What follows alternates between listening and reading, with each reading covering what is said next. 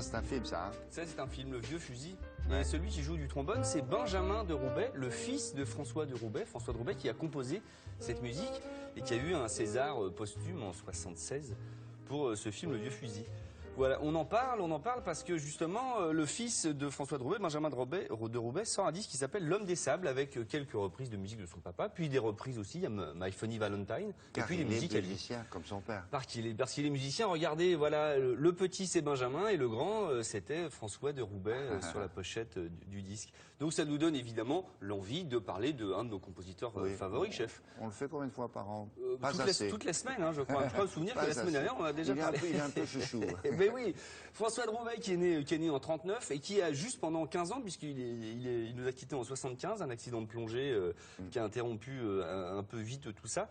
Il a juste pendant ces 15 années éclairé la musique de film en France et je pense dans le monde de façon incroyable. Avec une façon, c'est un mélodiste hors pair, une façon de mélanger les instruments, synthé, crécelle, tout ce qui passait sous ses doigts. Piano mécanique. Piano mécanique, il jouait de tout, on verra après dans le sujet.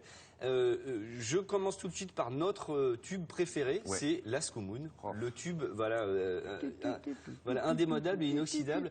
Regardez, c'est des images tirées d'un documentaire dont on parlera juste après, regardez bien.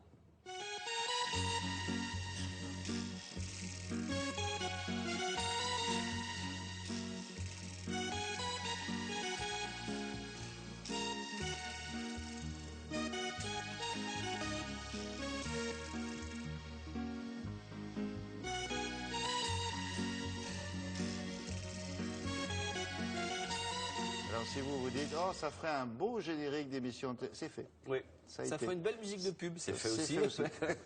Ça a été remixé un nombre de fois. Enfin, le truc incroyable, la mélodie, vous l'avez à vie dans la tête. Hein. Et en plus, il y a tout dedans. Il y a le côté mélancolique, le côté orgue de barbarie qui nourrit le film. Enfin, c'est absolument génial. Enfin, bon, on est fan, voilà. Ce documentaire-là, ces images viennent d'un documentaire qui s'appelle François de Roubaix, l'aventurier. C'est un documentaire de Jean-Yves Guilleux et Alexandre Wax qui va sortir là dans le commerce cette année. On en reparlera. Je voulais en parler. C'est grâce à eux qu'on a ces petites images. Je continue avec des images extrêmement rares. Il habitait rue de Courcelles à Paris, dans le 17e arrondissement. Et c'est un des premiers multi-instrumentiste qui avait une sorte de home studio chez lui. C'est-à-dire qu'il s'est acheté un 4 pistes, il jouait plein d'instruments, il enregistrait tout lui-même. Donc ce qui est incroyable, c'est que 30 ans avant, il faisait ce que font les musiciens maintenant, c'est-à-dire même les compositeurs de musique de film, ils ont un ordinateur, machin, un synthé, ils font plein de musique chez eux, et lui, il faisait ça en vrai. Regardez ces images, c'est incroyable, il montre comment il empile des différentes parties musicales. Regardez, c'est vraiment bluffant.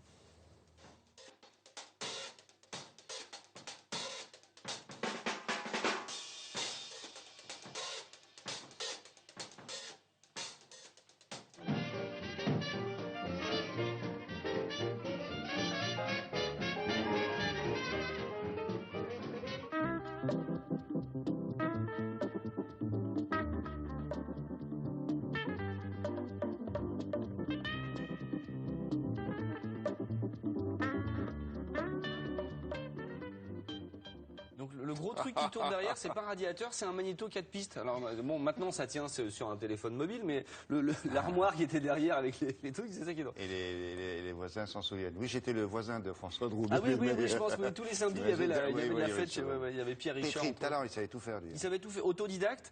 Il a commencé à travailler sur la musique à l'image parce que son père, Paul de Roubaix, faisait des films institutionnels pour des marques. Et donc il a commencé à faire ses armes là-dedans. Il a fait beaucoup pour la musique de film. Il a fait aussi pour la télévision avec peut-être un titre qu'on a tous dans l'oreille, avec un petit bonhomme avec un gros chapeau bleu et un petit bonhomme avec un gros chapeau rouge.